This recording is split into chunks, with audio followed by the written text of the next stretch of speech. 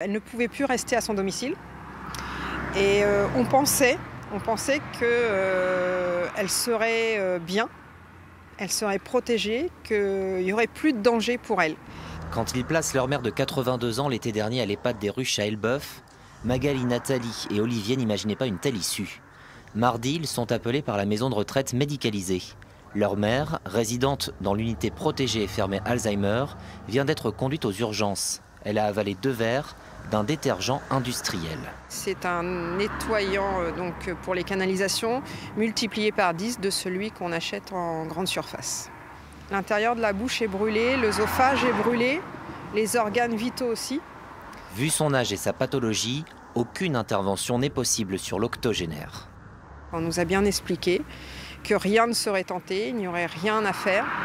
Elle serait sédatée par morphine pour ne pas souffrir, mais qu'on s'en allait vers une issue fatale.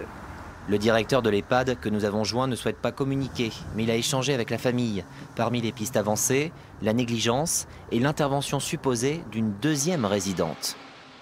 Ce produit avait été mis sur un chariot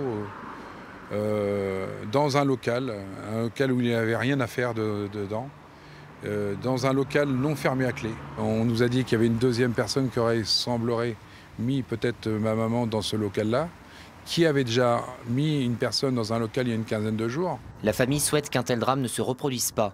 Une plainte pour blessures involontaires par personne morale a été déposée par l'UDAF, l'organisme chargé de la tutelle de l'octogénaire.